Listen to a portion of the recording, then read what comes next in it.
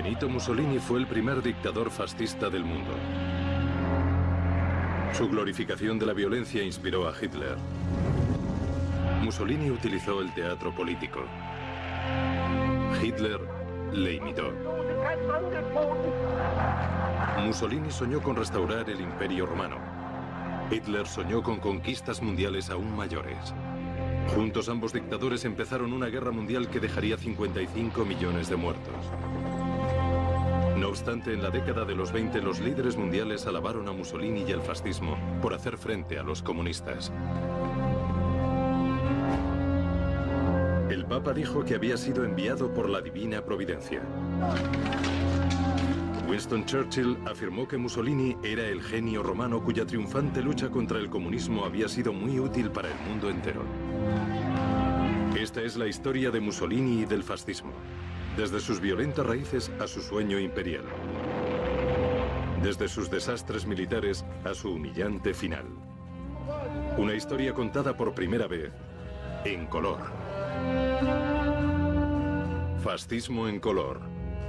Asalto al poder.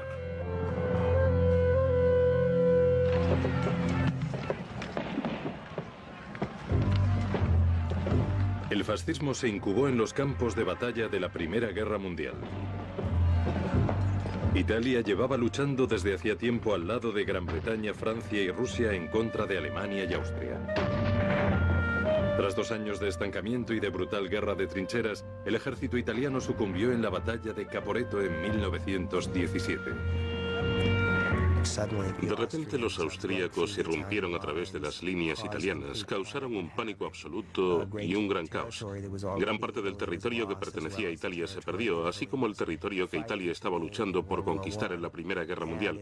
Fue casi una derrota catastrófica que terminó con la participación de Italia en la Primera Guerra Mundial. La clase dirigente italiana quedó arrasada en Caporetto cuando 650.000 soldados simplemente se negaron a luchar y en su lugar salieron huyendo o se rindieron.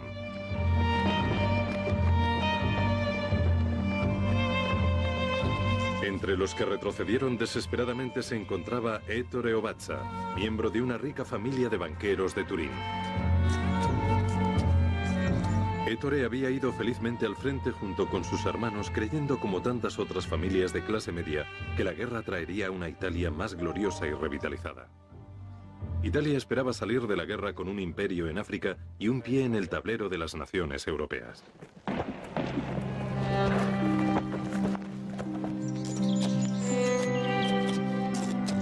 Pero después de Caporetto, a Ovaza le embriagó la vergüenza.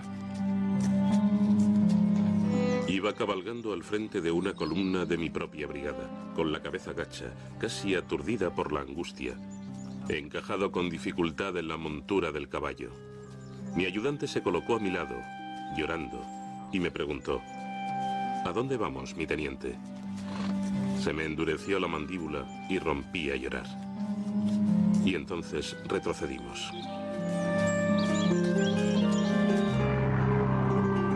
Caporetto demostró al mundo entero la debilidad militar de Italia.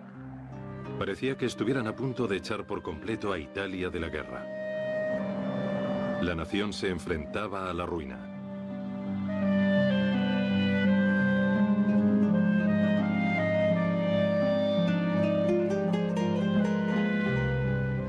Sin duda, Caporetto fue una crisis militar en 1917 y posteriormente se convirtió en una crisis militar para el gobierno de Italia y para sus líderes. Entre los principales partidos políticos italianos levantó la cuestión en primer lugar de si serían derrotados, ya que eso mandaría a Italia al desmoronamiento interno, y si habría una posterior revolución, así que Caporetto resultó ser una crisis importante. Un hombre que congregó a la gente para defender Italia fue Benito Mussolini, un periodista de 36 años. Inicialmente había sido un ferviente revolucionario socialista en contra de la guerra. Posteriormente apoyó la guerra encarecidamente. Se presentó voluntario cuando Italia se unió a la guerra en 1915 y luchó en el frente, pero resultó gravemente herido en un entrenamiento. Mussolini echó la culpa a sus antiguos camaradas del Partido Socialista por el desastre de Caporetto. Creía que sus implacables campañas contra la guerra habían socavado terriblemente la moral del ejército. La Primera Guerra Mundial había recibido la oposición firme de la clase trabajadora que no quería ir a luchar en una guerra que no entendían. El Partido Socialista de Italia se había opuesto a la participación de la Primera Guerra Mundial y había descrito la intervención de Italia como una guerra capitalista en la que los fabricantes de armas y los plutócratas enviaban a otra gente a luchar para obtener ganancias. Los antiguos camaradas de Mussolini se convirtieron en sus enemigos más acérrimos. Y fue en aquel momento, y sobre todo después de Caporetto, cuando da un paso más en su evolución política, o involución hacia el nacionalismo. La única política que necesitaba Italia era una directriz interna firme para hacer frente a la masacre austriaca, y sobre todo para hacer frente a los enemigos internos. Entonces es cuando Mussolini se pasa del socialismo al nacionalismo. Aquellos fueron los inicios de la guerra de Mussolini contra los socialistas. Quella che sarà poi la guerra di Mussolini contro i socialisti. Mussolini también odiaba al Vaticano y a tantos pacifistas católicos que se oponían a la guerra. Creía que habían traicionado a Italia y que habían dado una puñalada por la espalda al ejército.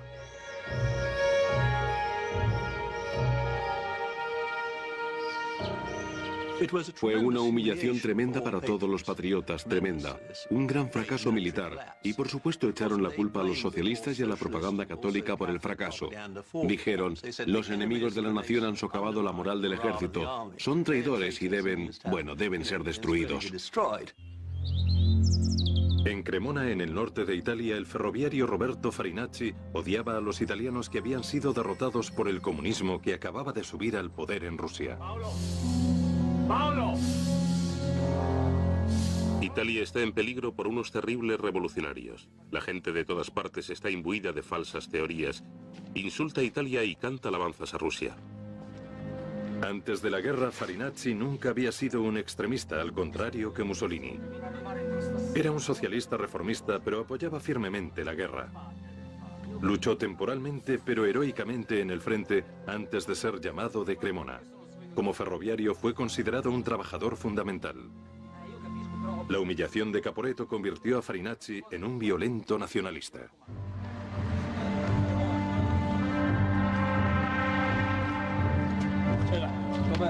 Uno de sus primeros objetivos fue el abogado católico Guido Milioli, un categórico miembro del Parlamento de Cremona que se oponía a la guerra. Farinacci escribió con rabia. Ese hombre ha extendido su veneno por toda la región.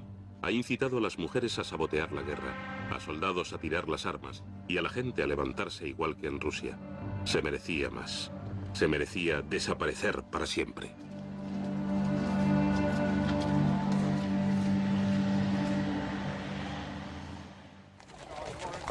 Para congregar las tropas después de Caporetto, el gobierno prometió tierras a los agricultores y soldados y trabajos al resto de la población. Aquello fortaleció la moral y con la ayuda de sus aliados, Italia resultó finalmente victoriosa en 1918. Sin embargo, las celebraciones por la victoria no duraron mucho. Italia no obtuvo de la guerra sus esperados botines. Ningún imperio africano, solo un territorio limitado en sus fronteras. Pronto, la moral de la nación se tradujo en rabia y desesperación. Y en todas partes se cernía el miedo del comunismo. Obviamente también hay dificultades sociales y económicas desencadenadas por el final de una gran guerra, desmovilización, inflación, problemas para recuperar la producción en tiempos de paz y, por supuesto, la amenaza del bolchevismo, que se cierne sobre Italia igual que se cierne sobre la mayoría de países de Europa en aquel momento.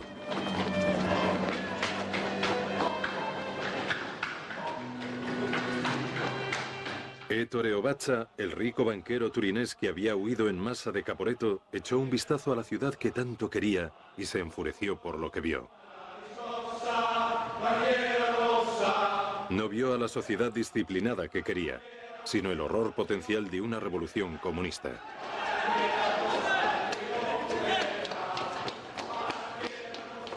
En las calles de la ciudad fue testigo de la insurrección, de las revueltas y de los saqueos. Las clases medias temían que le robaran sus propiedades.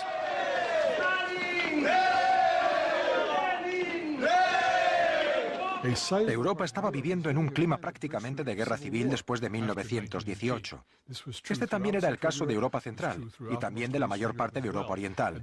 Y este tipo de clima de guerra civil fomentaba una violencia brutal. Ettore Ovaza temía que los revolucionarios también destrozaran el país que él tanto quería. Escribió en su diario: En la nación, el odio político se extendió tan rápido como el fuego. Desde las ciudades envenenadas, los infiltrados se expandieron para plantar en el campo la semilla de la guerra de clases. Los jóvenes que regresaban a casa, orgullosos de haber luchado con honor, muchos con heridas en el cuerpo, fueron descartados y abandonados, aislados como si fueran culpables. Aquel grito de angustia llegó a oídos de un hombre dispuesto a escucharlos: Benito Mussolini. Era señal de la desesperación que imperaba entre las sólidas familias de clase media, como la de los Ovaza, colocar su fe en manos de un hombre como Mussolini. Mussolini era una figura radical. Seguía yendo contra la Iglesia Católica y contra la monarquía. Desde una edad muy temprana, Mussolini sintió un fuerte interés por la política. Nació en 1883 en Romaña, en el noreste de Italia, una región conocida por su pasión por la política de izquierdas. Su madre era maestra de escuela y su padre herrero y socialista. Le pusieron a su hijo el nombre del revolucionario mexicano Benito Juárez. En el colegio fue un niño violento. Incluso llegaron a expulsarle por apuñalar a otro alumno. Se convertiría en profesor de escuela, pero irónicamente lo echaron por ser incapaz de mantener el control en sus clases a pesar de su reputación de persona dura. Entonces descubrió el periodismo y el socialismo revolucionario. Lenin desde Rusia lo consideró prácticamente el único socialista de la Europa occidental que era prácticamente un revolucionario socialista cercano a los bolcheviques. Es decir, que sus principales ideas eran las de un marxismo revolucionario. Sin embargo, Mussolini nunca fue en verdad un marxista ortodoxo, a pesar de aquel comentario de Lenin. Siempre fue un marxista que hacía especial hincapié en la importancia del significado de la revolución, en una revolución muy violenta, llevada a cabo por medios violentos. La experiencia de la Primera Guerra Mundial hizo que Mussolini pasara de ser socialista a nacionalista. Sin embargo, conservó su respeto por las acciones violentas. El 23 de marzo de 1919, Benito Mussolini y 200 personas más, muchas de ellas antiguos soldados desilusionados, se reunieron en la Piazza San Sepolcro en Milán. Entre los líderes se encontraba Roberto Farinacci. Entonces formaron un nuevo movimiento nacionalista, Fasci Italiani di Combattimento. Fascio, que significaba atillo o fardo, simbolizaba la fuerza a través de la unidad, pero combatimento, es decir, lucha, indicaba ya desde el principio el afán agresivo del movimiento. En su manifiesto se mezclaba un fuerte nacionalismo con el socialismo, competiciones de jornadas de 8 horas diarias, retiro a los 55 años, un salario mínimo y más tierra para los granjeros. Sin embargo, Mussolini siempre quiso derrocar lo que él consideraba una democracia liberal decadente. Y en su esfuerzo no estaba solo. Otro violento nacionalista fue el célebre poeta italiano Gabriele D'Annunzio. Encendido por la debilidad del gobierno, se apoderó del puerto de Fiume junto con su milicia de soldados veteranos.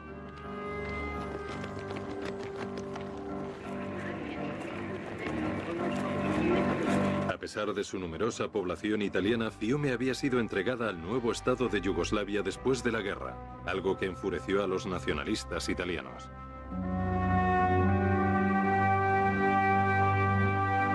D'Annunzio habló teatralmente desde balcones y visitó a sus ejércitos de negro, el color de la muerte, rasgos que pronto serían copiados por Mussolini.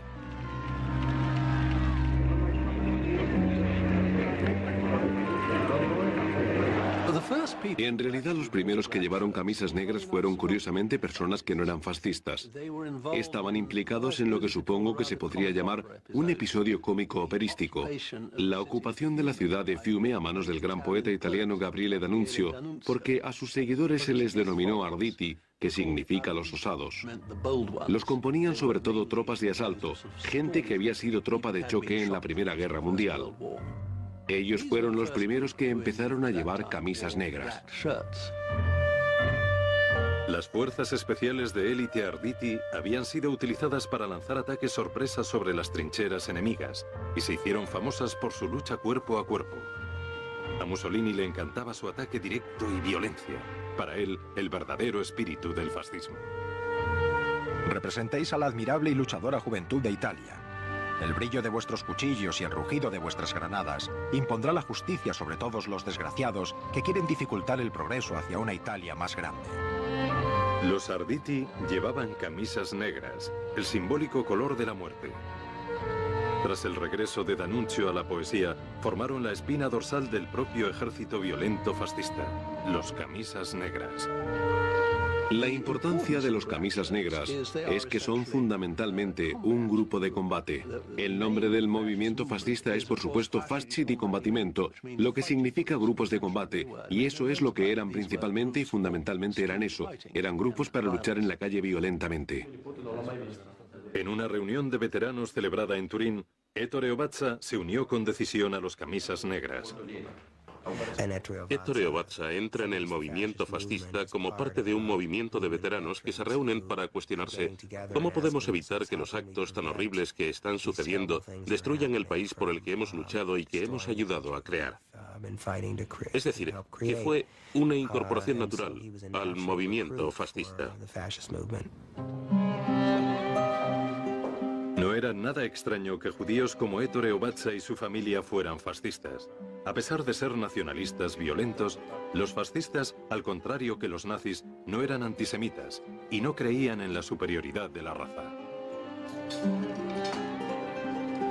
1 de cada 3 judíos italianos se uniría posteriormente al partido fascista, y la mujer de Mussolini era judía.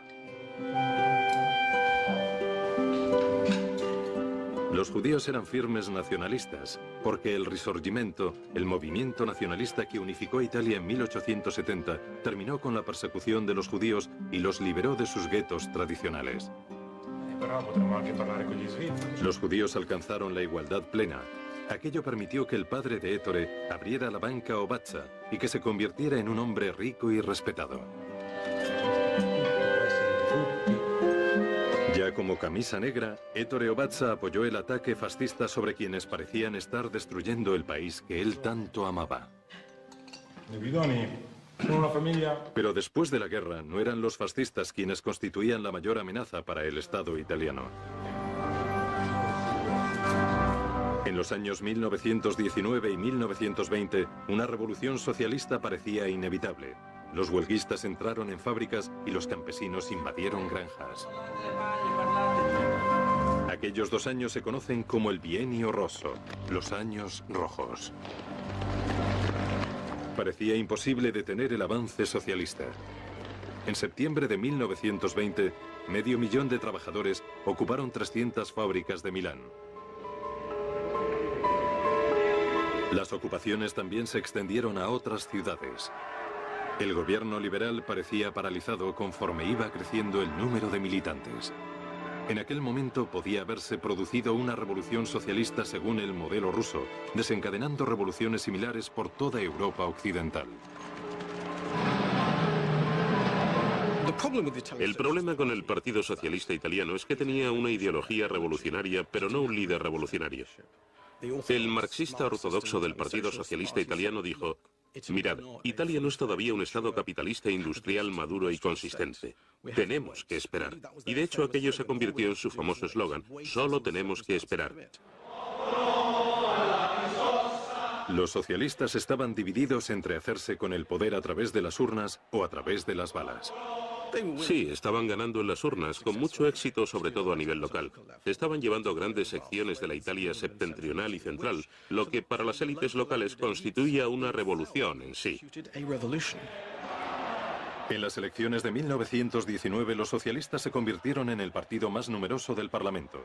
Por eso, cuando los propietarios de las fábricas ocupadas finalmente concedieron salarios más elevados, los socialistas eligieron el camino reformista y aceptaron su oferta. Sin duda había pasado ya el gran momento revolucionario. Creo que el paso clave más importante es la ocupación de las fábricas. Todo el mundo comprueba que el Partido Socialista había tenido su posibilidad de lanzar un intento real de revolución y que se había asustado, había reculado. Los fascistas, incluyendo a Ettore Obatza, se veían a sí mismos como la primera línea contra la amenaza socialista. No era posible ser un miembro más si estabas en una determinada franja de edad, no ser parte de este ejército. En Italia, los camisas negras eran los miembros fundamentales del partido y constituían un ejército especial, un ejército del partido. En realidad, no había habido en la generación anterior, en toda Europa, ningún tipo de movimiento político similar a aquel.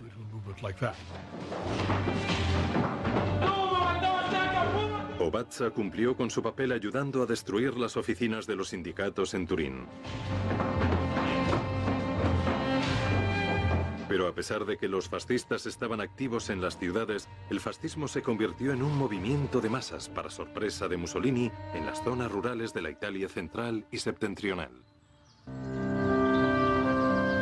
Aquí, en las fértiles llanuras, los agricultores y sus familias solían vivir en grandes cascine, latifundios, en los que dependían totalmente de los propietarios.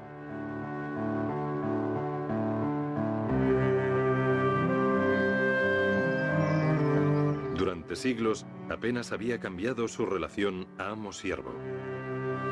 Sin embargo, ahora esta estructura de poder estaba siendo amenazada por los campesinos. La agricultura partía a las espaldas y era un trabajo agotador, así que los agricultores sabían que una huelga que durara unos pocos días podría significar la ruina de los propietarios de las tierras.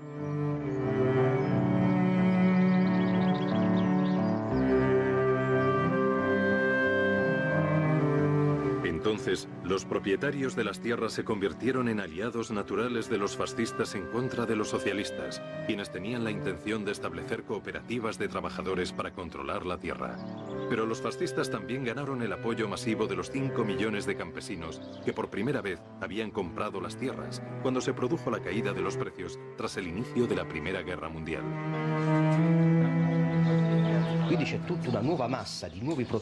Por lo que hay una gran cantidad de propietarios de tierras que no están en absoluto dispuestos a abandonar sus tierras por una revolución socialista. Son gentes que han facilitado el nacimiento del fascismo. Pero también hay una inmensa mayoría de personas de clase media que quieren defender la propiedad. Son ellos quienes organizan los escuadrones fascistas. Las tácticas de los escuadrones fascistas eran fundamentalmente tácticas violentas. Si no conseguían convencer o intimidar, entonces utilizaban la fuerza para convencer a la gente de que abandonaran los sindicatos socialistas, las ligas socialistas de campesinos. Cremona, en Lombardía, fue uno de los bastiones de este fascismo a ultranza. Allí Roberto Farinacci fue uno de los líderes locales más despiadados. Farinacci se dispuso a terminar con el poder de la Liga Socialista de Campesinos, la Liga Roja en el sur de la provincia, y de las ligas católicas radicales conocidas como las Ligas Blancas en el norte. La Liga Blanca, encabezada por el antiguo opositor de Farinacci, el abogado católico Guido Miglioli, había obligado a cientos de propietarios de tierras a formar pequeñas cooperativas en las que los campesinos compartían los beneficios obtenidos de la tierra. Los propietarios de las tierras consideraban a Miglioli casi tan peligroso como los socialistas. Fue una amenaza para los propietarios de las tierras porque estableció un tipo de movimiento que se propuso no obtener una subida de salarios o mejorar la producción, sino abarcar toda la producción de las granjas de los propietarios. Lo que hizo fue decirles a los propietarios de las tierras cuántos trabajadores tenían que emplear. Les decía, tenéis que utilizar tantos trabajadores. Y eso, a mi parecer, sí fue una amenaza a los propietarios. En un solo año, la Liga Blanca de Miglioli dirigió una serie de huelgas en las que participaron 6.000 agricultores de 340 cascine. Cuando se dejaron pudrir los cultivos y se quemaron los graneros, el fascista Farinacci se dispuso a destruir las organizaciones católicas y socialistas. Los escuadrones de camisas negras de la Italia del norte y del centro tenían algo a su favor: la movilidad. Y trabajaron continuadamente siguiendo un plan. Estaban organizados en grupos de ataque y eran muy buenos obteniendo apoyo de las autoridades locales. Por ejemplo, a menudo los transportaban en camiones que pertenecían al ejército y que se los habían prestado los comandantes de los cuarteles locales. A veces se organizaban de forma totalmente marcial para destruir las bases de la actividad socialista de la zona. A excepción de Rusia, antes de la Primera Guerra Mundial, nunca se había visto violencia política en Europa. La idea de la violencia política sistemática fue producto de una guerra y expresada principalmente tras el fin de la guerra. Se trataba de un nuevo concepto, un nuevo tipo de estilo político y algo que en la mayor parte de Europa queda expresado en el fascismo más que en ningún otro movimiento, incluso más que en el comunismo.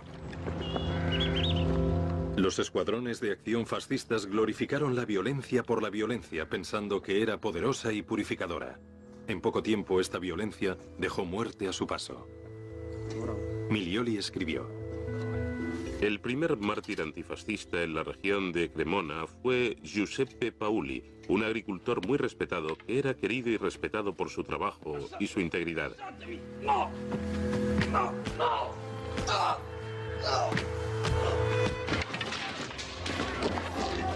A finales de 1920, el fascismo se echó sobre Italia.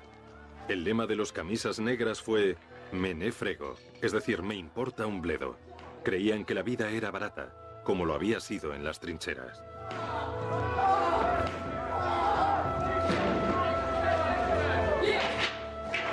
Cuando los socialistas derrotaron a los fascistas en las elecciones provinciales de Cremona en mayo de 1921, se intensificaron los ataques fascistas. Lo que los fascistas no pudieron conseguir en las urnas, estaban dispuestos a conseguirlo a la fuerza.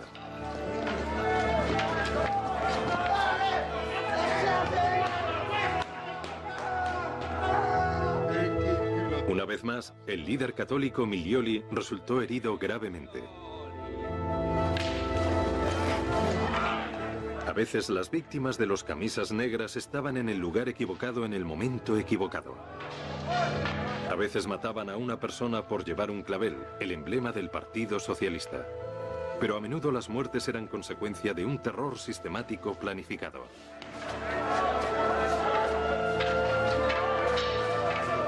En diciembre de 1921, los fascistas de Farinacci secuestraron a Attilio Boldori, vicepresidente del Consejo Provincial, a quien llevaron a una cascina y apalearon hasta la muerte, obligando a mujeres y niños a verlo para que aprendieran el destino de los que se oponían al fascismo. Los jefes del fascismo de las provincias del norte, como Farinacci, actuaban cuando y como querían. Lo único que creo que uno puede decir es que la organización era a nivel local. Lo organizaban jefes fascistas que solían ser antiguos oficiales, pero no lo organizaba Mussolini. No había ningún tipo de plan director centralizado. A menudo Mussolini no sabía a ciencia cierta lo que estaba pasando, y en el verano de 1921 intentó detener el avance de la violencia porque tenía miedo de posibles contragolpes y de que el movimiento perdiera su credibilidad como fuerza política parlamentaria si continuaba la violencia en el campo. A los jefes fascistas locales no les preocupaban los procedimientos parlamentarios. Creían que solo era posible erradicar el socialismo por la fuerza.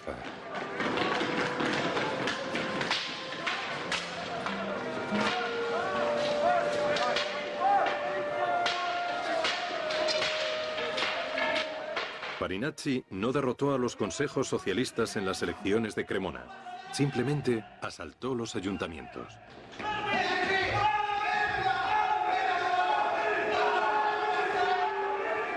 Una vez más, el objetivo fue Milioli. Su casa fue incendiada. El gobierno liberal protestó, pero era terriblemente débil. Rechazó enviar un ejército armado para restaurar el orden y para reinstaurar en el poder a los oficiales elegidos democráticamente. En su lugar, nombraron a un comisario con simpatías fascistas para que dirigiera la provincia. La violencia había ganado. Farinacci proclamó la victoria desde el balcón. Fascistas de Cremona. Los socialistas han perdido el control del ayuntamiento para siempre. La experiencia de Cremona se repitió en todas las zonas de Italia central y septentrional. Los fascistas podían ver ya la victoria. En el poder estaba oficialmente un gobierno liberal, pero que apenas controlaba grandes extensiones de Italia. En un principio, el Estado no entiende bien la violencia fascista y la interpreta como una consecuencia de la violencia socialista. Cuando el fascismo destruye las organizaciones socialistas e impone el sistema fascista en las ciudades del norte y del centro de Italia, el Estado deja de poder suprimir la violencia fascista. Sin embargo, también hay cierta empatía desde el Estado, ya que los fascistas aseguraban querer defender el Estado, la sociedad burguesa, la propiedad y los valores patrióticos. Todos los valores deplorados por el socialismo. Pero el fascismo tenía también un mensaje muy positivo. A menudo se le acusaba de ser la herramienta de los jefes, pero los fascistas eran muy buenos estableciendo sus propios sindicatos alternativos. Y al mismo tiempo que trabajaban del lado del gran propietario de tierras y en términos más amplios de la clase media del campo y de las pequeñas ciudades, estaban en posición de ofrecer trabajo y en algunos casos incluso pequeños trozos de terreno, por lo que en cierto modo tenían algo práctico que ofrecer a la gente a la que estaban intentando ganar. Gracias a voi. Todos ellos levantaron aquella poderosa maquinaria loca, levantando una especie de control totalitario, pero solo en determinadas provincias, era muy local, pero con esta especie de control totalitario de las provincias aisladas lo controlaban todo. El éxito fascista en la Italia rural tuvo unas consecuencias terribles. A finales de 1921 el partido había aumentado de 20.000 miembros a más de 200.000. Además, también saboreó el éxito electoral. 38 fascistas, incluido Mussolini, fueron elegidos para el Parlamento. Sorprendentemente, el apoyo fascista estaba bastante extendido. El núcleo principal de este movimiento fascista era en cierto sentido de clase media. Pero también había trabajadores, e incluso algunos trabajadores industriales. Y uno de los hechos más interesantes es, por supuesto, la presencia de un gran número de estudiantes, de forma desproporcionada con respecto a la población en general. En el verano de 1922, los socialistas habían perdido casi todo el poder de lucha frente a la intimidación fascista. Los socialistas hicieron un terrible esfuerzo final por detener a los fascistas al convocar una huelga general el 1 de agosto de 1922 para defender las libertades políticas y sindicales. La huelga resultó un fracaso. Los huelguistas fueron sustituidos por fascistas y militares. Los fascistas lanzaron ataques a los locales de socialistas y sindicalistas, a menudo con el apoyo abierto de la policía y del ejército.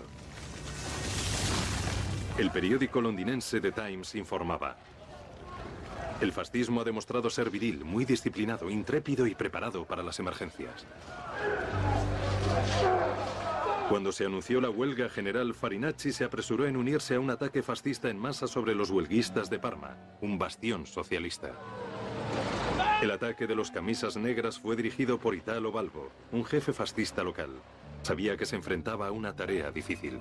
¡Muéverse! ¡Muéverse!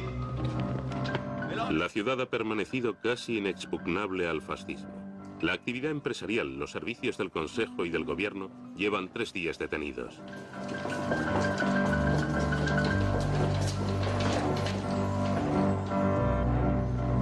El líder de los huelguistas, el miembro parlamentario socialista Guido Picelli, sabía de la importancia histórica del enfrentamiento. Si el fascismo ganara, significaría la supresión de todas las libertades y la vuelta a la esclavitud. No obstante, una vez más el Estado se limitaba a mirar impotente este enfrentamiento entre dos facciones armadas. Picelli describía así las escenas. Al amanecer, cuando se dio la orden de coger las armas y de lanzar la insurrección, la gente de las clases trabajadoras se lanzó a la calle con tanta fuerza como las aguas de un río que desborda su cauce. Participaron hombres, mujeres, personas mayores y jóvenes de todos los lugares y de ningún partido, todos con una voluntad férrea común: resistir y luchar. El líder fascista Balbo quedó secretamente impresionado. Los trabajadores trabajan en turnos. Una disciplina militar. Las mujeres de la clase trabajadora llevan el pan a los antifascistas, así como el vino, la fruta y las patatas de la cocina. Deben de tener grandes cantidades de munición porque no ahorran en balas. Disparan día y noche. La lucha duró 6 días y obligó a Balbo a admitir la derrota. Por primera vez, el fascismo se encontró frente a un adversario bien organizado y bien preparado, equipado, armado y preparado para luchar hasta el final.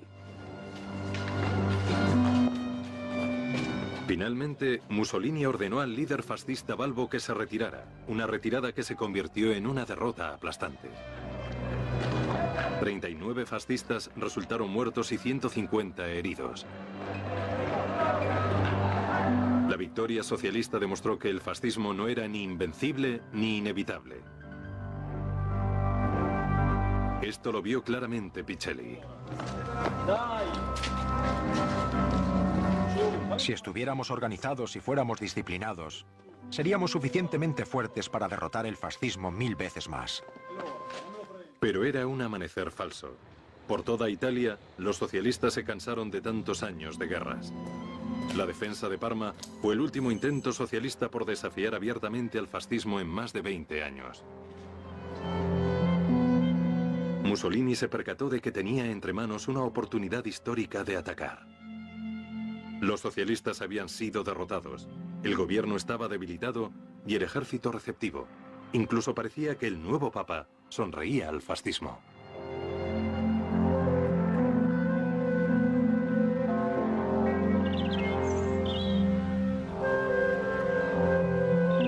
Mussolini decidió organizar una inmensa marcha a Roma en contra del gobierno liberal. El día antes de la marcha a Roma, los jefes locales fascistas como Roberto Farinacci se hicieron violentamente con el poder en provincias del norte y del centro de Italia.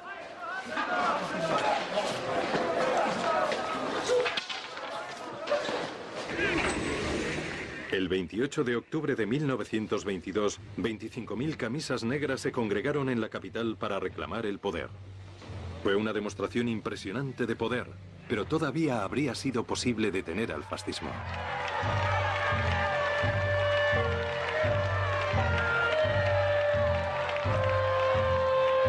Giovanni Battista Amendola, como ministro del Ejecutivo del gobierno liberal, estaba decidido a defender la democracia. Había elaborado un decreto en el que se otorgaba al ejército el poder de utilizar la fuerza que fuera necesaria para detener la marcha fascista hacia el corazón de Roma. El rey Víctor Emanuel, como jefe del Estado, rechazó firmar el decreto.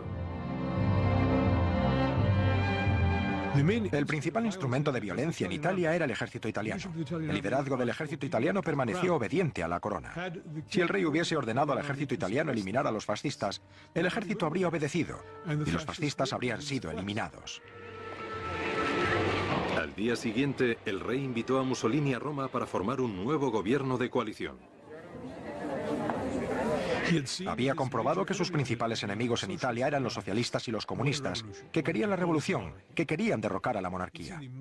Había visto a los partidos parlamentarios democráticos más generales divididos, relativamente impotentes, incapaces de asimilar la situación de Italia. Es decir, que lo que el rey estaba haciendo en 1922 era simplemente nombrar al líder del nuevo movimiento político, más vigoroso y dinámico primer ministro parlamentario de un gobierno de coalición. El gobierno de Italia había retrocedido frente a la violencia fascista. A pesar de que Mussolini dirigía un gobierno constitucional y de que solo había otros 3 fascistas en el gabinete ministerial, se aseguró poder gobernar por decreto el primer año y que los fascistas estuvieran al cargo de las fuerzas policiales italianas.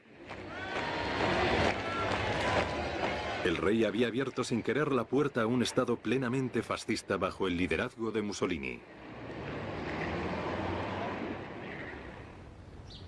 Ettore Ovaza estaba encantado con la llegada del fascismo al poder y con el nuevo orden. Desde el punto de vista de un banquero conservador, el hecho de que se hayan sofocado las huelgas, de que se haya terminado con los sindicatos, de que se haya restaurado el orden, eran hechos tremendamente positivos. Ahora había un gobierno firme y eficiente que estaba poniendo a la gente en su sitio y ordenando el país. Los fascistas avanzaron rápido e implacablemente contra sus enemigos comunistas.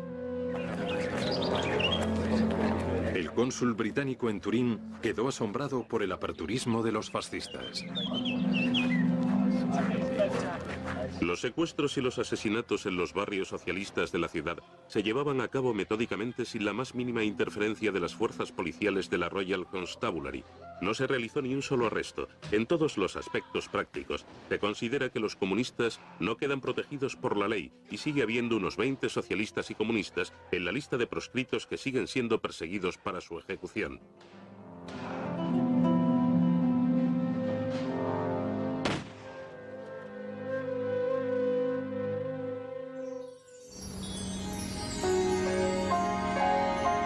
En un pueblo de Turín se produce una escena bastante más alegre justo unas semanas más tarde. Tras el nacimiento de su segundo hijo, Ricardo, el banquero judío Ettore Ovaza colocó en la cuna unos símbolos que representaban sus tres grandes creencias: la tierra patria, la fe y la familia. Todos ellos, según él creía, salvados por el fascismo.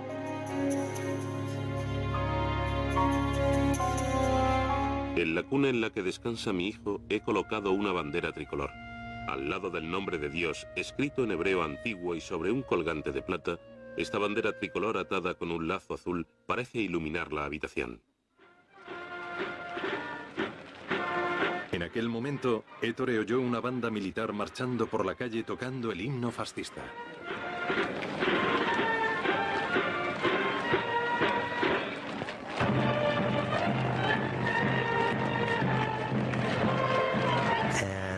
Se ilusionó tanto que agarró al niño y lo acercó a la ventana y dijo: mira a la nueva Italia, mira cómo nace.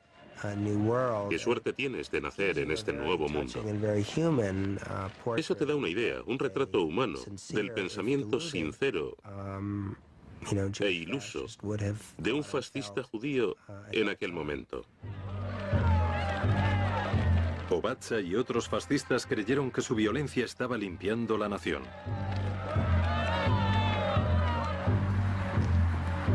Intentaron intimidar a todos los oponentes que quedaban del régimen. A finales de 1923, Giovanni Amendola, el antiguo ministro liberal que había intentado detener a Mussolini, fue apaleado y dejado inconsciente por un grupo de matones fascistas.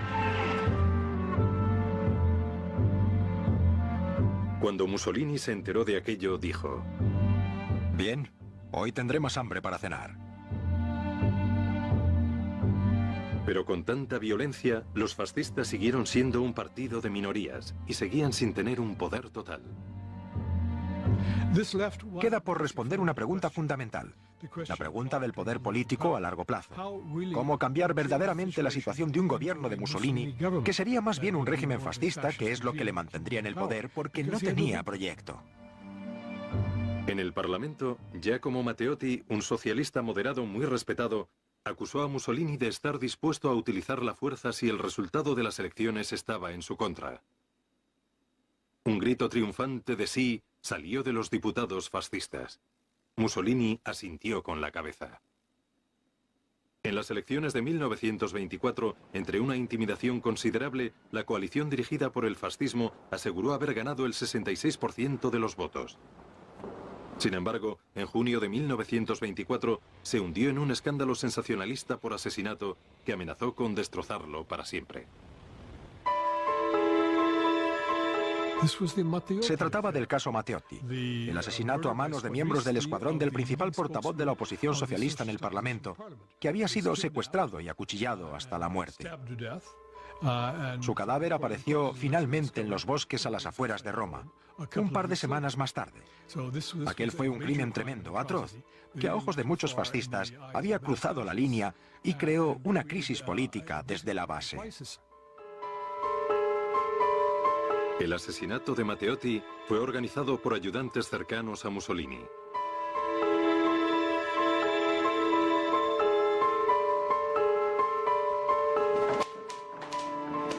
En su periódico Il Mondo, el parlamentario liberal Amendola lanzó unos punzantes ataques al fascismo por aquel asesinato.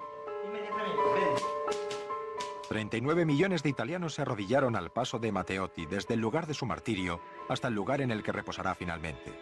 Y hoy se levantarán para defender aquellos ideales que otras facciones y la tiranía no pueden derrotar, solo fortalecer y glorificar. Los primeros 6 meses después del asesinato de Matteotti en junio de 1924 fueron un periodo muy difícil para Mussolini. Varios fascistas le habían dejado. La opinión pública era muy voluble. Los partidos de la oposición intentaban aprovecharse de la situación. Hubo un miedo real de que Mussolini fuera derrotado. De hecho, él mismo creo que más o menos tiró la toalla en un determinado momento y pensó, bueno, hasta aquí, se acabó. Pero otros fascistas no estaban preparados para dejar el poder tan fácilmente. Roberto Farinacci y otros 30 jefes fascistas amenazaron con matar a Mussolini si no conseguía mantener a raya al fascismo. Mussolini hizo frente a una elección entre dejar el poder o aplastar a los disidentes de una vez por todas.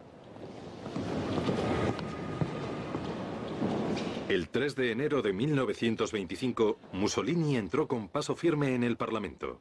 Ni siquiera intentó negar su participación en la muerte de Matteotti. Declaro ante toda Italia que asumo total responsabilidad por lo que ha pasado. Italia quiere la paz y la tranquilidad para poder seguir adelante con su día a día. Intentaré conseguirlo, si fuera posible en armonía, pero si fuera necesario por la fuerza. En las 48 horas posteriores a mi discurso, toda esta situación habrá cambiado. El discurso de enero de 1925 es el momento revelador con el que el fascismo se embarca en el camino hacia la dictadura y hacia el Estado totalitario. Lo hace a través de una serie de leyes que eliminan del Parlamento a los diputados de la oposición, leyes que censuran cada vez más la prensa y que, en último lugar, en 1926, llevan a la disolución de los partidos no fascistas y de los sindicatos no fascistas. Dos grandes estructuras que se instauran son el Estado policial y el Estado de partido único. El Vaticano, igual que la monarquía, mantuvo el silencio. Un hombre sí que alzó la voz. Amendola.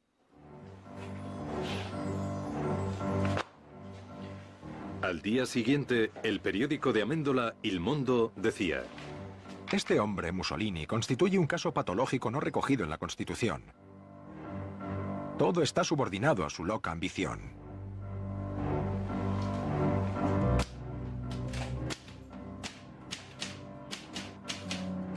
Sin embargo, en el nuevo orden fascista no se toleraba ninguna oposición. Amendola fue perseguido por los camisas negras y apaleado con saña. Farinacci no tenía duda de que aquel era el camino correcto.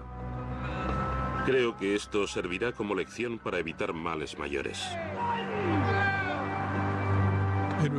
Fue Amendola quien acuñó el término totalitarismo, totalitario, al afirmar que lo que buscaba Mussolini era avanzar paso a paso para alcanzar la totalidad a largo plazo.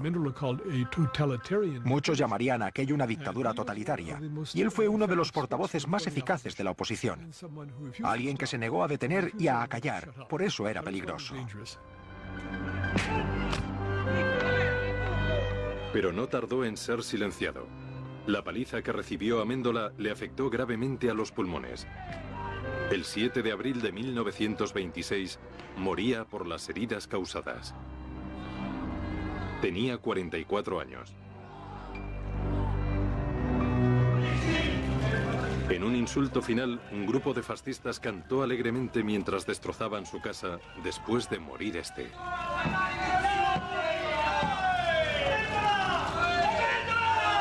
Para Mussolini fue un alivio librarse de él. Solo teníamos un enemigo, inflexible: Giovanni Battista Amendola. Quería derrotarnos para poder fundar una democracia. Sin embargo, la democracia estaba terminada ya en Italia. El poder estaba totalmente en manos del fascismo y de Mussolini. La pregunta ahora era, ¿qué haría con él? La respuesta haría temblar al mundo entero.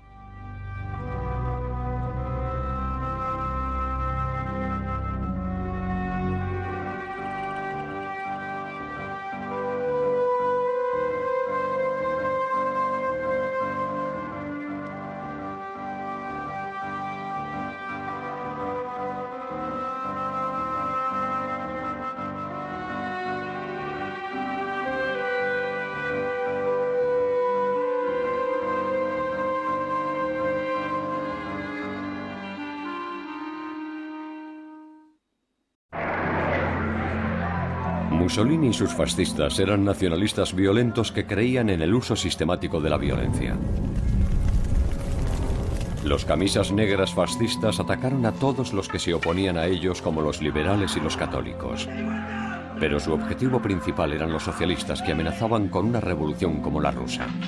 En octubre de 1922, los fascistas tomaron las provincias del norte de Italia y luego marcharon en masa hacia Roma para reclamar el poder a través del uso de las armas. El rey cedió y convirtió a Mussolini en el primer gobernador fascista del mundo. Se convirtió en un dictador. Esta es la historia de Mussolini en el poder. Una historia de adulación. Una historia de sueños imperiales. De una desastrosa alianza con Hitler. De fracasos militares y de una muerte ignominiosa.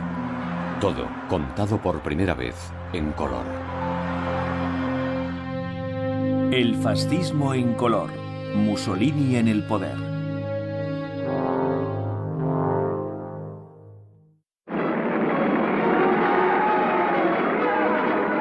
Desde sus primeros días en el poder, el principal objetivo de Mussolini era restablecer la gloria del antiguo Imperio Romano. Y su principal frustración fue la realidad de la Italia de los años 20. Era desorganizada, caótica, inestable. Distaba mucho de aquel imperio romano en el que Italia había sido grande, había dominado el Mediterráneo y poseía un gran imperio. Y Mussolini miraba al pasado y pensaba, deberíamos volver a ser como entonces. Mussolini modeló su comportamiento imitando a los emperadores romanos. Para igualar su crueldad, Mussolini traicionaría a cualquiera, incluso a leales y devotas familias de fascistas dispuestas a morir por su país. Incluso traicionaría a su propia familia, su yerno y su hija favorita.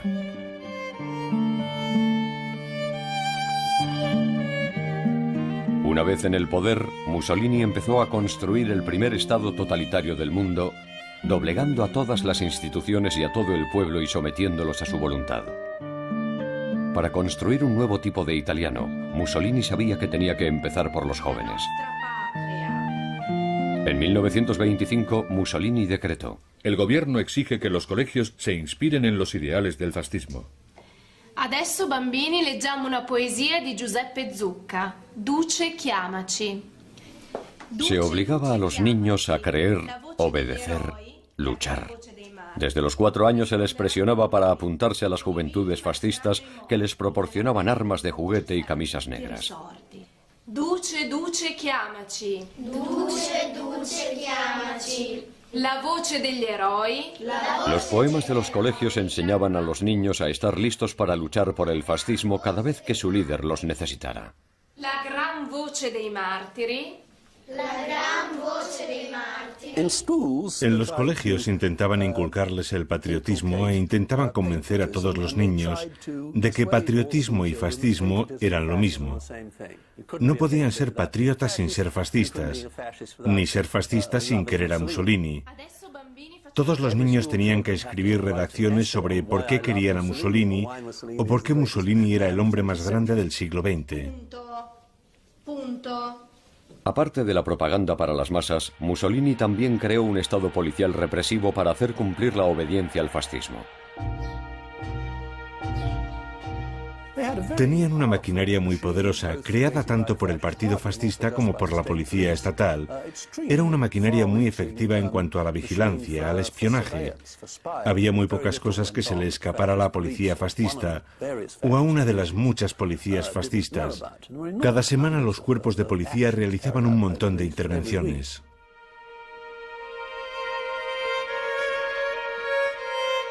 Mussolini tenía un poder enorme, pero sabía que aún tenía que apaciguar a un 99% de italianos que eran católicos. Y el Vaticano también quería un trato.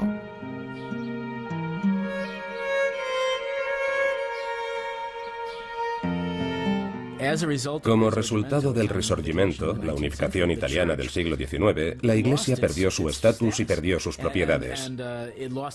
Los estados papales se desvanecieron, así que desde 1870 hasta 1929 el Papa no tenía país alguno. En 1929, Mussolini y el Vaticano firmaron los pactos de Letrán, dándole a la Iglesia prácticamente todo lo que quisiera.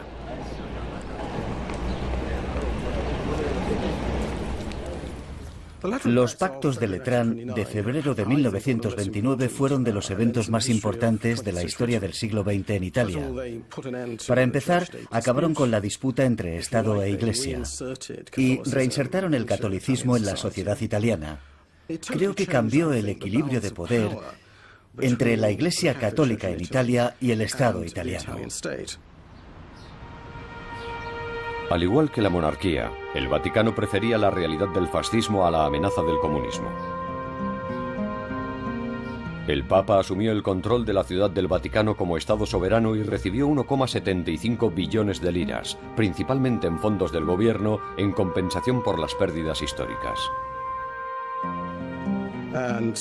Esos fondos del gobierno significaban que, de un modo u otro, la Iglesia Católica, el Vaticano, estaba subvencionando un Estado fascista, y la gente advirtió que era algo extremadamente peligroso. El Vaticano se había comprometido con el fascismo. En un futuro inmediato, no tenía confianza alguna en la capacidad de la democracia para proteger a Italia del comunismo. El Papa Pío XI proclamó que Mussolini era ese hombre a quien la divina providencia le había permitido conocer.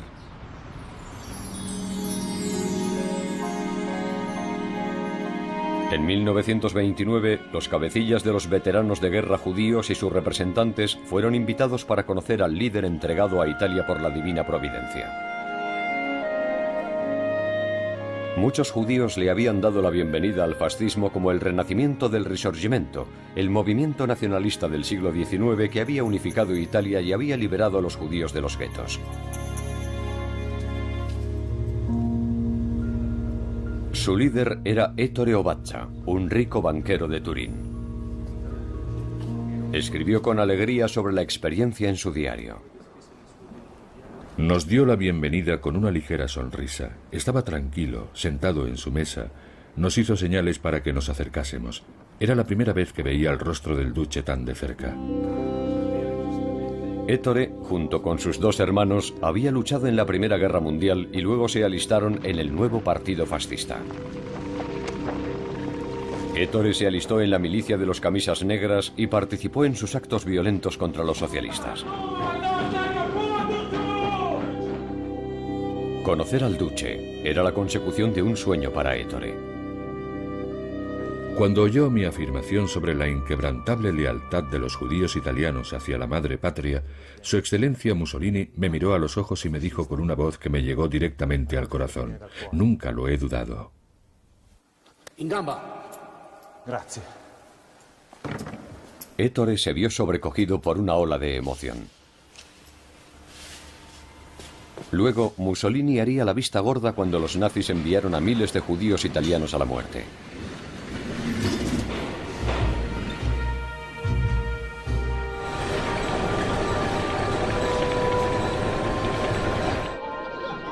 Mussolini sabía que Italia debía ser modernizada antes de que pudiera crear un imperio fascista que se igualara a la antigua Roma.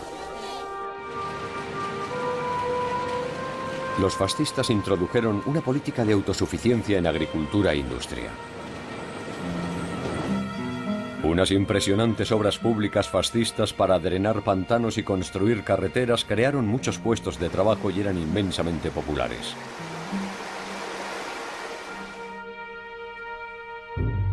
Pero para Mussolini, su principal objetivo era preparar a la economía italiana para la guerra. El primer conflicto armado llegó con un alzamiento popular en Libia, la colonia italiana más importante. Los italianos se fueron volviendo cada vez más despiadados. Utilizaron violaciones en masa, profanación de mezquitas, llevaron a civiles a campos de concentración, hambruna, utilizaron armas químicas contra civiles y guerra de guerrillas. Cientos de miles de civiles fueron asesinados entre 1929 y 1932 en la pacificación de Libia, como se llamó. Así que era fuera de Italia, en las guerras en el extranjero, en las campañas políticas, donde el fascismo mostraba su lado brutal y especialmente violento.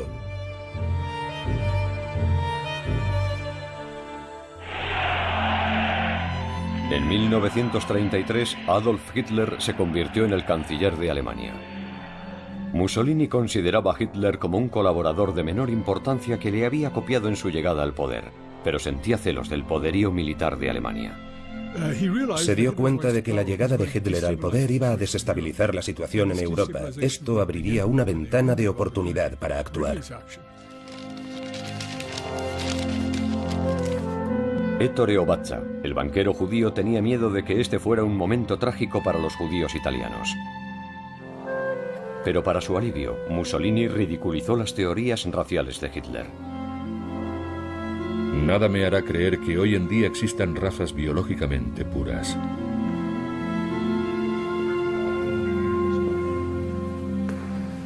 Pero en 1934, cuando 2 judíos de Turín fueron capturados introduciendo de forma ilegal literatura antifascista en Italia, algunos periódicos lo denominaron un complot judío antifascista.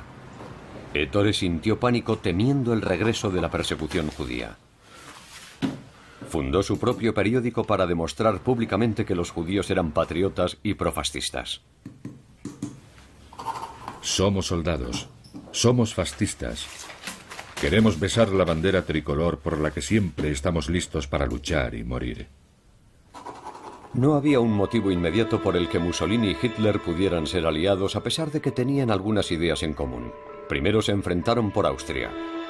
Italia quería que fuera independiente en lugar de que formara parte de Alemania. Sin embargo, Hitler tenía otras ideas.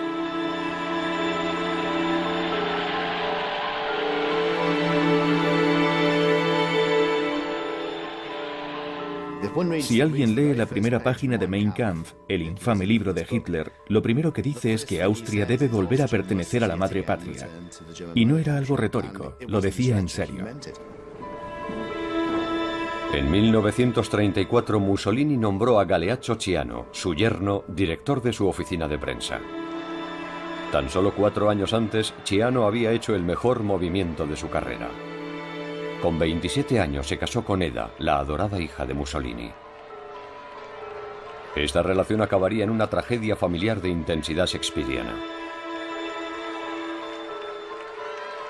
Pero en 1934, Ciano adoraba a Mussolini imitando sus gestos, su forma de vestir y de hablar.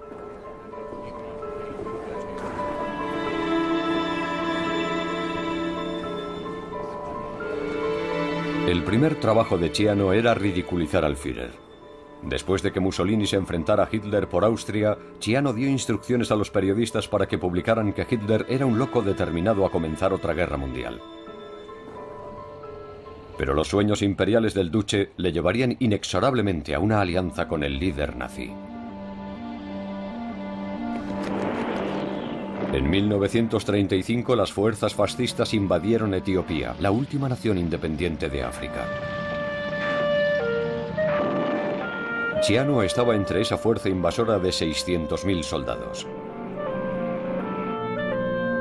Participó en los bombardeos de civiles y se jactó de ello afirmando que habían llevado a cabo una masacre.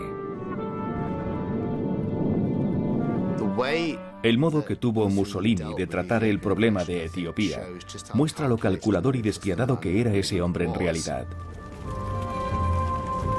Los etíopes resistieron desesperadamente. En diciembre de 1935, Mussolini emitió una orden para generalizar el uso de las armas químicas, gas mostaza y fosgeno, y de utilizar tácticas de terror en masa. Los italianos incluso bombardearon deliberadamente 19 hospitales de la Cruz Roja. Más de 250.000 de etíopes fueron asesinados durante los combates. Durante mucho tiempo, la gente intentó ocultar que en la guerra de Etiopía y en otras formas de represión colonial fascista se utilizaron métodos muy despiadados. Hoy lo sabemos a ciencia cierta, y creo que esto nos ha dado más pruebas para desacreditar a esos que ahora presentan el fascismo como una dictadura benevolente y patriótica que fue contaminada y echada a perder por la alianza con Alemania. Lo de Etiopía no era solo una conquista territorial para los italianos, se trataba de invertir el orden internacional. Se trataba de retar a los poderes predominantes mediterráneos, los británicos y los franceses, por el control final. Esa batalla, esa ruta hacia la guerra mundial, empezó en Europa con la crisis etíope en 1935. La agresiva política exterior de Mussolini era inmensamente popular en Italia, pero envenenó las relaciones con Gran Bretaña y Francia. Mussolini sabía que, en contraste con Gran Bretaña y Francia, él tenía el apoyo de Hitler en Etiopía. Y entonces ambos dictadores apoyaron al general Franco cuando se alzó contra el gobierno de izquierdas en España.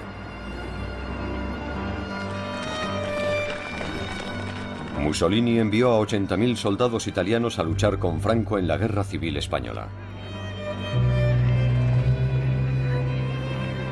A medida que se iba formando una crisis en Europa, Mussolini ascendió a su yerno de 33 años, Ciano, al puesto clave de secretario de Exteriores.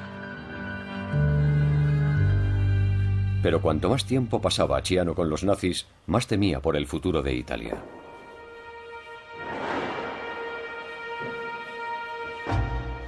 Ciano empezó a llevar un diario secreto que sobrevive como uno de los relatos más increíbles de la historia del siglo XX. En una de sus primeras entradas describe la visita de Mussolini a Hitler en Berlín en 1937. Mussolini capturaba a la multitud con su magnetismo, su voz y su impetuosa juventud. ¿Será suficiente la solidaridad de los regímenes para mantener juntas a dos naciones cuyas razas, culturas, religiones y gustos son totalmente opuestos?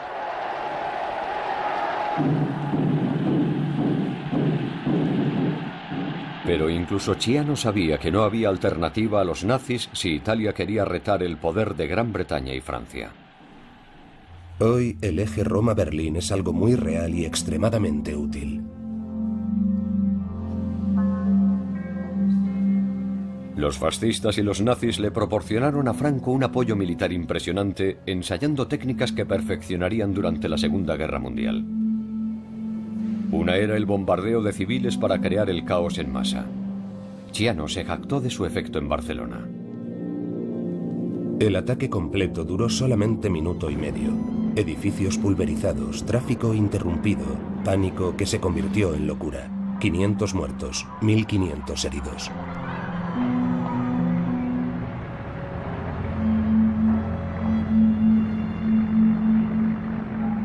En febrero de 1938, Mussolini decidió imitar parcialmente a Hitler e imponer estrictas leyes antisemitas. Los alemanes nunca pidieron a los italianos que introdujeran el antisemitismo. No hay pruebas que sugieran que Mussolini recibiera ningún tipo de presión por parte de Hitler. Mussolini creía que las políticas despiadadas de Hitler habían creado una fuerza devastadora militar que aplastaría toda Europa. Como era un personaje maquiavélico y pragmático, y quería que Italia asumiera su lugar entre las naciones más importantes, pensaba que, si eras una persona seria, tenías que olvidar cualquier tipo de preocupación humanitaria sobre a quién debes de pisar para alcanzar el objetivo de la grandeza nacional. Aplastar los derechos de unos pocos miles de judíos en Italia era un pequeño precio a pagar por alcanzar la grandeza nacional. Obatza y los 47.000 judíos italianos no eran conscientes del destino que les esperaba. Benito Mussolini, nuestro capo. El 11 de marzo de 1938, Ciano solo escribió una frase. 18 horas. Austria ya no es independiente. Sin abrir la boca, Mussolini había permitido a Hitler anexionar Austria al Tercer Reich. En una noche, Italia perdió su estado tapón. Muchos desastres vendrían después. Mussolini quería que le vieran como una persona despiadada, al igual que Hitler. Ciano reveló: lo cierto sobre los bombardeos de Barcelona es que Mussolini dio las órdenes. Franco no sabía nada y ayer nos pidió que los suspendiéramos por miedo a tener complicaciones con las relaciones internacionales. Ciano escribió: Mussolini afirmaba sentirse complacido por el hecho de que los italianos habían logrado propagar el horror a través de sus agresiones, en lugar de dar placer como músicos de mandolina. En su opinión, esto les hacía estar mejor considerados por los alemanes, que defendían una guerra total y despiadada. Mussolini también le dijo a Ciano: los italianos deben aprender a ser menos compasivos para convertirse en duros, implacables y agresivos. Amos. Mussolini intentó impresionar a Hitler declarando que los italianos eran arios como los alemanes. Los judíos pasaron a ser una raza inferior. Se aprobaron leyes formales privando de derecho a voto y a representación a la comunidad judía en su totalidad, echándolos de los cargos públicos, echando a los niños judíos de los colegios, impidiendo que acudieran a las universidades, que desempeñaran cargos públicos. Ettore Obatza, el orgulloso y patriota veterano de guerra y devoto fascista, escribió una carta personal al duce. Mi escritura no es buena porque me tiemblan las manos. Es el final de una realidad, de sentirnos como uno con los italianos. ¿Cuántos empezamos en 1919 y le seguimos hasta hoy con amor a través de muchas batallas, guerras, viviendo su vida, si todo se ha terminado? ¿Acaso esto era solo un sueño? Los primeros edictos de Mussolini dividieron a los judíos. Antiguos fascistas como Obatza y veteranos condecorados podían conservar sus trabajos, sus negocios e incluso permanecer como miembros del partido.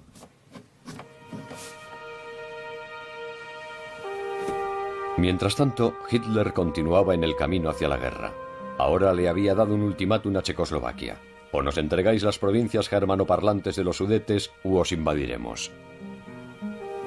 Ciano se lamentaba. Naturalmente, el objetivo será destruir Checoslovaquia por completo. Es la guerra. Que Dios proteja a Italia y al duce. Europa contenía el aliento. Pero en el último momento Gran Bretaña suplicó a Mussolini que intentara retrasar el ultimátum alemán 24 horas. Esa tarde Mussolini y Ciano partieron hacia Múnich. Hitler le dijo a Mussolini que quería todo el territorio de los Sudetes, que ya había formado parte del Imperio Austrohúngaro, pero había sido cedido al nuevo Estado de Checoslovaquia después de la Primera Guerra Mundial. En la conferencia de Múnich, Mussolini presentó el plan de Hitler como suyo. Todos los líderes firmaron el acuerdo de Múnich que entregaba los Sudetes a Alemania. A cambio, Hitler prometió que sería su última demanda territorial en Europa. Checoslovaquia quedó indefensa, habiendo perdido casi todas las fortificaciones montañosas. Pero ese compromiso había evitado la guerra. Ciano fue testigo de la adulación resultante. En Italia, desde el paso de Brenner hasta Roma, desde el rey a los campesinos, el duce recibió una bienvenida como nunca antes. Mussolini se ganó un enorme respeto en el extranjero y una gran popularidad en Italia, porque quedó como un pacificador. Pero había algo gracioso en esto. Mussolini no estaba nada contento. Volvió a su país protestando. Todo el mundo me anima como un hombre de paz. No quiero ser un hombre de paz. Quiero ser un hombre de guerra. Pocos días después de esta crisis, Mussolini presentó leyes antisemitas aún más duras. Estas leyes acabaron con la igualdad para todos los judíos, por muy fascistas que fueran. Ettore Obatza tuvo que vender el banco de la familia y abandonar el partido fascista.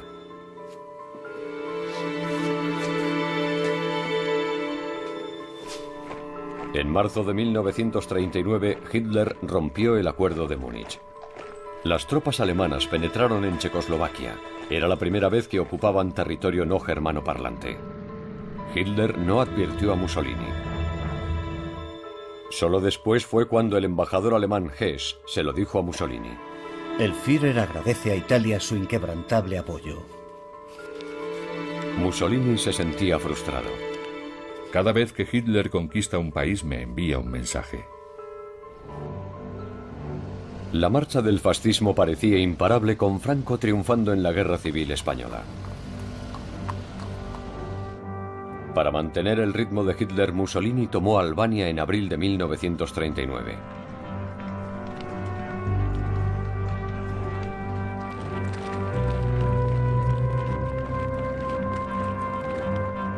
Más tarde, ese mismo año, Ciano escribió: Ya hay informes de una acción inminente contra Polonia. Será la guerra. Ciano sabía que Italia no estaba preparada para una guerra. Los almacenes de munición no tienen munición. La artillería está anticuada. Nuestras armas antiaéreas y antitanques son inexistentes. Nuestras reservas de oro se han visto reducidas a prácticamente cero. Debemos evitar una guerra. A pesar de esto, Mussolini ordenó a su ministro de Exteriores, Ciano, a ir a Berlín a firmar uno de los acuerdos militares más desastrosos de la historia: el Pacto de Acero. Esto exigía a Italia el ir a la guerra cada vez que fuera Alemania. En este acuerdo, tanto Italia como Alemania prometían no provocar un conflicto importante en Europa durante al menos 3 años. Pero tan solo 3 meses después, en Salzburgo, Ciano se enteró directamente por Ribbentrop, el ministro de Exteriores nazi, de los auténticos planes de Hitler. Mirándome con sus ojos fríos, metálicos, me dijo: Queremos una guerra. Polonia será invadida, derrotada, aniquilada y anexionada al Tercer Reich, del mismo modo que Austria y Checoslovaquia. Hitler básicamente seguía sus propios designios. Inventó su propia política exterior. Ni siquiera tuvo en cuenta a Italia. Ni siquiera lo consultó con Italia antes de realizar esos cambios en política exterior. Después de conocer a Hitler, Ciano supo que Europa se vería inmersa en una guerra. Ha decidido atacar y eso es lo que hará.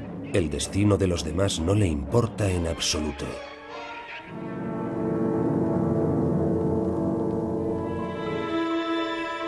Ciano se sintió desesperado e indefenso.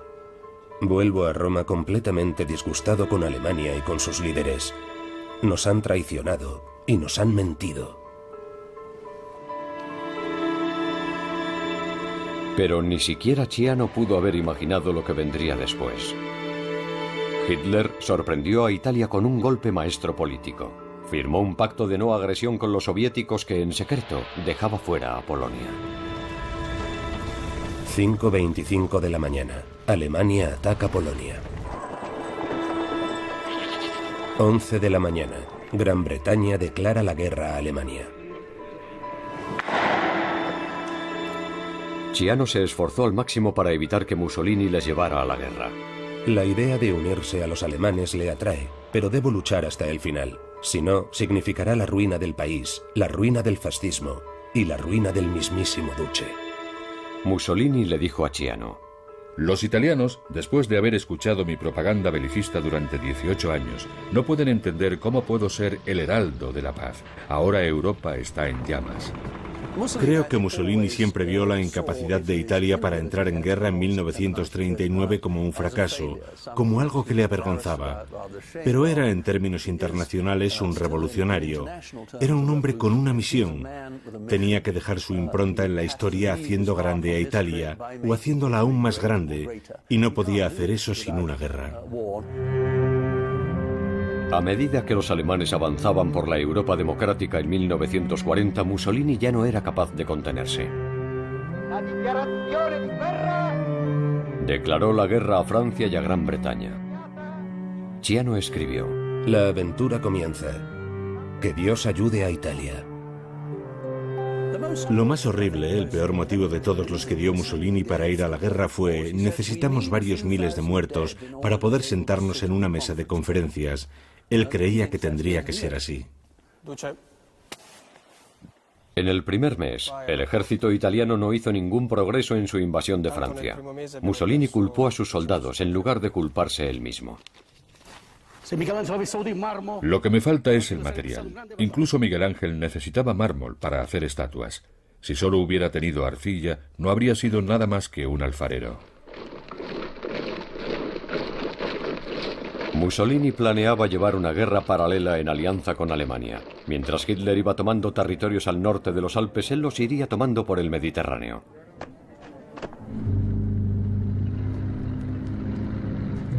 Mussolini lanzó un ataque contra los británicos en Egipto, esperando capturar el canal de Suez. Los británicos se rindieron. Ciano escribió: Mussolini está radiante de alegría. Tras la solicitud de Ciano y como modo de mostrar su independencia, Mussolini decidió conquistar Grecia sin informar a Hitler. Se pensaba que Grecia sería un objetivo fácil. Se creía que el ejército griego no aguantaría una batalla. Los italianos ya estaban en Albania, solo tenían que cruzar una frontera y Grecia se derrumbaría. Mussolini había logrado sobornar a varios generales griegos. Suponía que al tener a varios generales en nómina, estos iban a vender a su propio ejército, pero no fue el caso. Lo que pasó fue que los italianos comenzaron el ataque sin apenas planificación. Era una operación totalmente improvisada. La climatología era horrible. Era otoño, la época de las lluvias, con muy mala climatología para moverse atravesando los Balcanes hacia Grecia. El resultado fue que la invasión se convirtió en un completo fracaso. El ejército griego resistió, contraatacó y expulsó a los italianos de vuelta a Albania. Fue una operación con una planificación pésima y con un resultado pésimo. Mussolini había ignorado los consejos militares a la hora de ordenar la invasión, pero de nuevo estaba furioso con sus soldados. El material humano con el que tengo que trabajar es inútil. No vale nada. Hitler ahora tenía que apresurar a sus tropas para invadir los Balcanes y Grecia. Mussolini se sintió humillado. Lo último que quería era a los alemanes cerca de su ámbito de operaciones. Entonces, tener que reconocer la derrota y después ver cómo su principal aliado toma no solo Grecia, sino también Yugoslavia, que era un estado fronterizo con Italia, suponía una humillación muy grave. Y creo que marca el primer punto en el que la autoridad de Mussolini comienza a erosionarse. Los italianos se enfrentaron a otro contratiempo importante en Libia. Los blindados británicos y de la Commonwealth penetraron a través de las líneas italianas como un cuchillo a través de la mantequilla.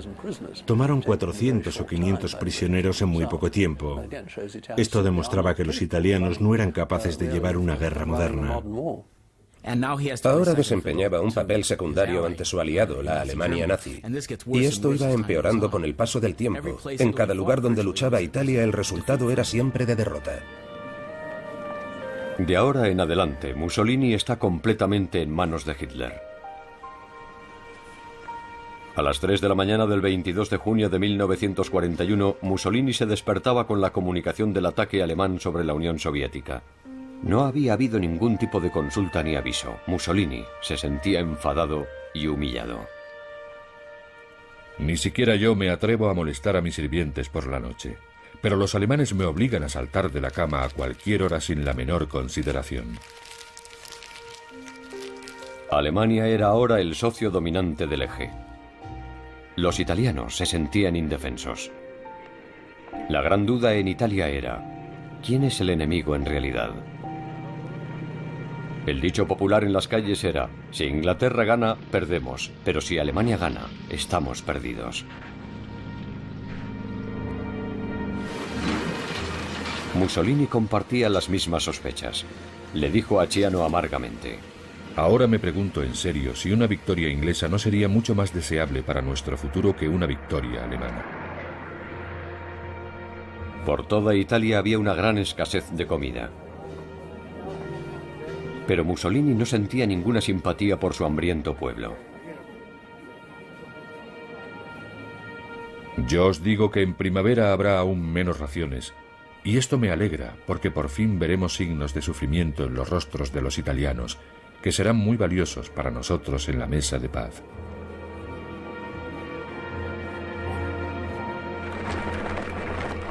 Para ganarse el favor de Hitler, Mussolini envió 230.000 soldados mal equipados para unirse a la invasión alemana de Rusia. La policía secreta informaba de un aumento de la ira tras los continuos desastres militares. La experiencia de la Italia fascista en los campos de batalla, empezando por la derrota en Grecia en octubre de 1940, la pérdida de las colonias en África Oriental en 1941 y luego la de Libia en 1942, significaba el desvanecimiento de una falsa ilusión, que Italia se convertiría en una gran potencia a través del fascismo. En diciembre de 1942, las fuerzas soviéticas derrotaron a las tropas italianas en el río Don. La derrota italiana en Rusia, con más de 85.000 soldados muertos, era una lápida para las ambiciones de Mussolini y de la Italia fascista. 1943 comenzó de manera desastrosa para el eje Roma-Berlín, con la catástrofe de Stalingrado, con la retirada en todos los frentes del norte de África y con la caída de Trípoli. Ciano aún admiraba a Mussolini, pero sabía que tenía que irse. Creo que en un futuro próximo será necesario entregar todo el poder a los militares. Pero Mussolini despidió a Ciano por oponerse a la alianza con Alemania. Mi marcha fue cordial, de lo cual me alegro, porque me cae muy bien Mussolini. Le admiro muchísimo y echaré mucho de menos mi contacto con él.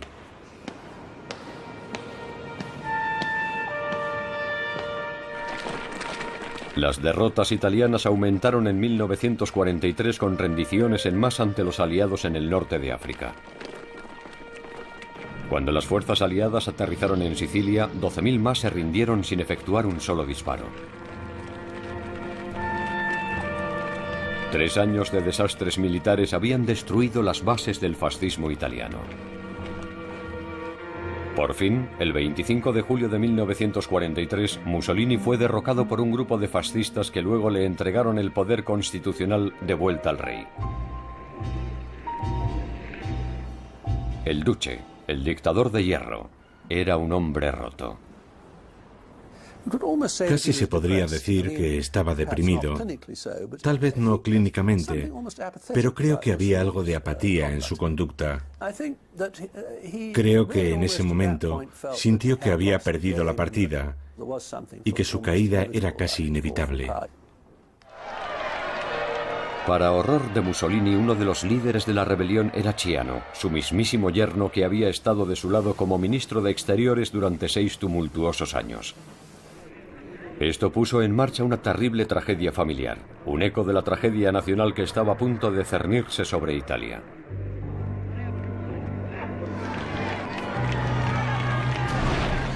Al principio había euforia. 20 años de fascismo parecían haberse derretido como la nieve. El rey, Víctor Emmanuel III, nombró a Pietro Badoglio, antiguo jefe del ejército, como nuevo primer ministro. Badoglio encarceló a Mussolini y también detuvo a Ciano, que fue acusado de corrupción. Pero la posibilidad de acortar la guerra y de llevar la paz a Italia se vio interrumpida. Resultó ser un fiasco. Los aliados y Badoglio no pudieron predecir lo que estaba a punto de suceder.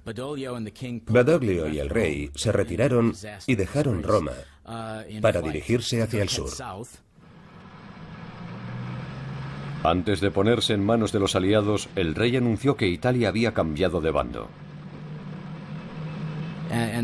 El ejército italiano y el país completo cambiaron en una noche, la del 8 de septiembre, que ahora se conoce en la historia de Italia como la catástrofe. Italia estaba traumatizada. Los alemanes se movieron rápidamente para tomar el control del país. Algunos italianos, enrabietados por la rendición del rey, lucharon con los alemanes. Otros estaban encantados de unirse a los aliados. Muchos otros sencillamente dejaron las armas. Italia ahora se enfrentaba al horror de una guerra civil. Pero Hitler aún admiraba a Mussolini y personalmente ordenó un ataque aéreo para rescatarle de su prisión en la montaña.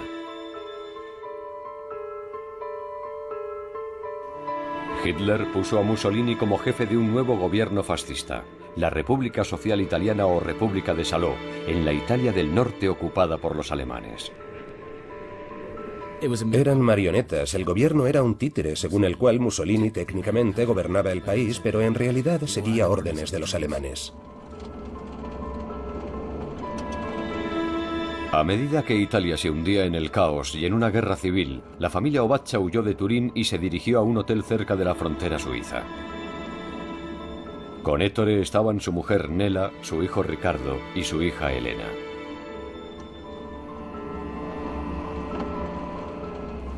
Tuvo que ser un momento muy complicado y trágico para él. El fascismo había fracasado visiblemente y se había hundido. Mussolini había sido depuesto.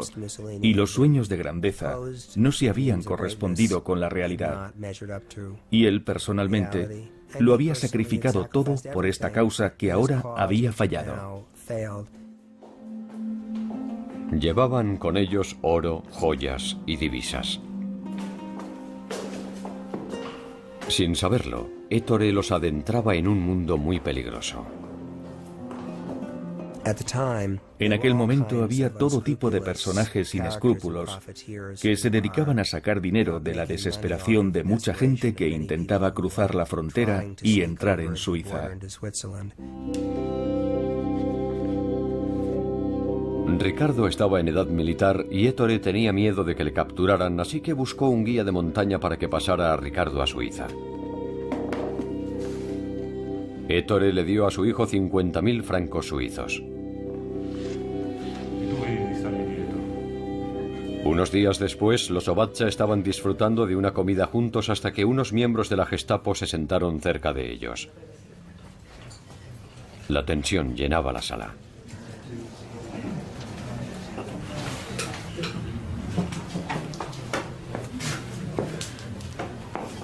Los hombres de la Gestapo le dijeron a Ettore que su hijo había sido detenido por contrabando de divisas a través de la frontera. Obligaron a Ettore a pagar su cuenta.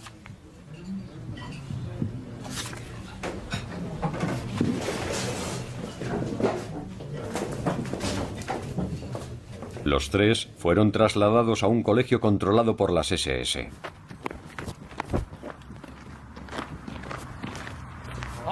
Entonces, Ettore Obaccia, el leal judío fascista, fue llevado por la fuerza al sótano.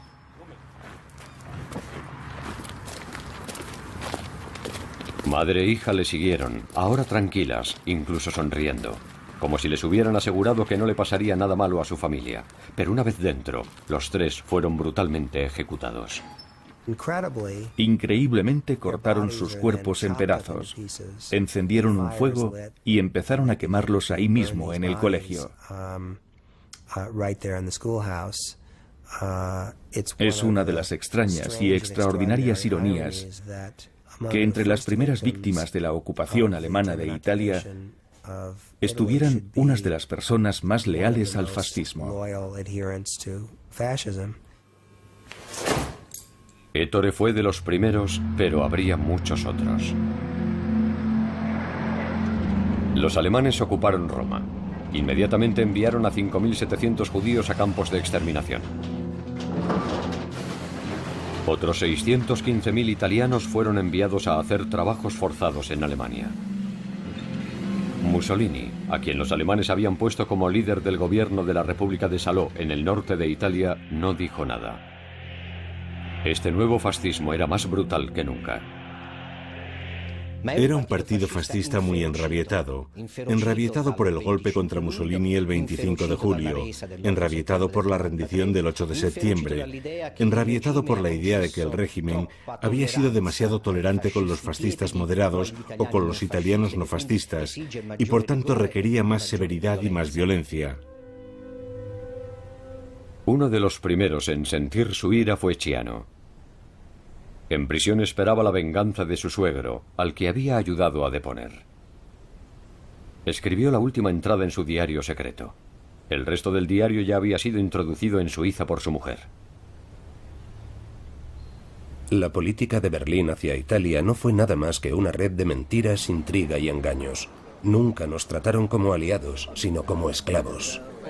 Solo Mussolini, en su suprema cobardía, pudo, sin reacción alguna, tolerar esto y fingir no verlo.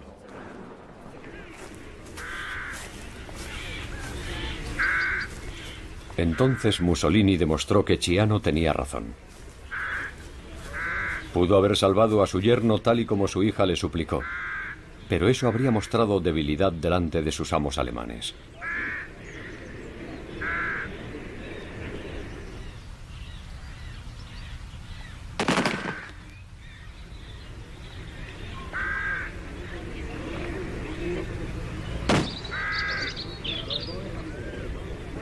Estas increíbles imágenes de la ejecución de Ciano se grabaron para demostrar la determinación de hierro de Mussolini y su dedicación al servicio de Hitler.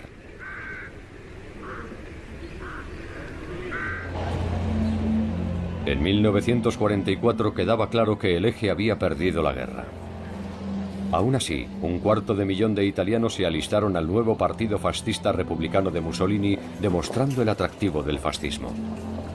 40.000 más incluso se alistaron a una nueva fuerza armada llamada las Brigadas Negras para luchar contra los partisanos antifascistas durante 1944 y 45. Eso fue lo que tuvo que sufrir Italia, una especie de guerra civil entre fascistas y antifascistas durante los últimos 18 meses de la Segunda Guerra Mundial. Los partisanos, a menudo liderados por los comunistas, destruyeron las comunicaciones y atacaron a las tropas alemanas.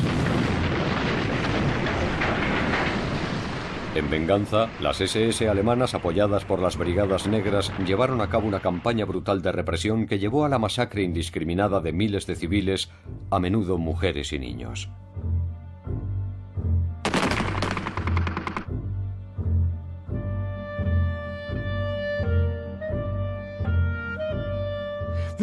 Esta fue la parte más horrible de todo el régimen, especialmente en el interior de Italia, porque hubo un montón de ejecuciones políticas, asesinatos de muchos rehenes, homicidios en masa, murieron decenas de miles de personas.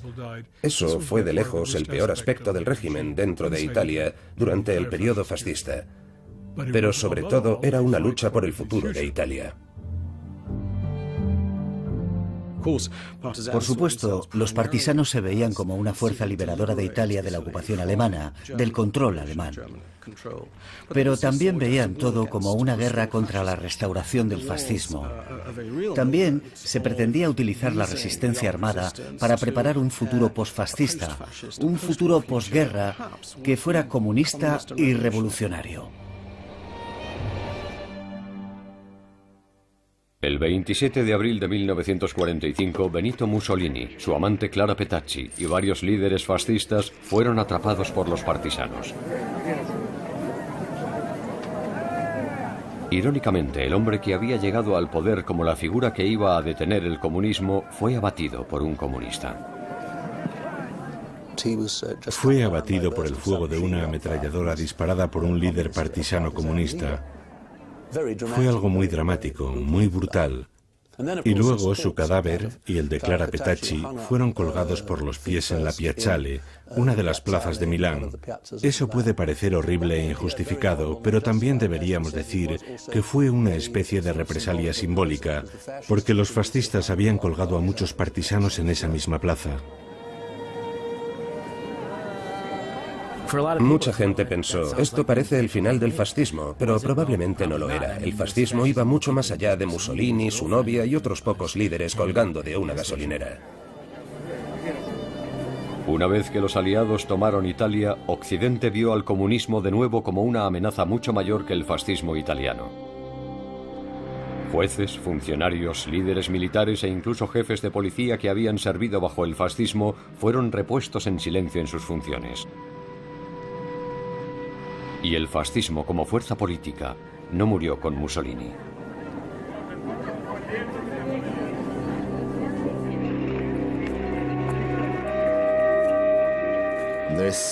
Aún hay por toda Italia cierto sentido de simpatía por este hombre.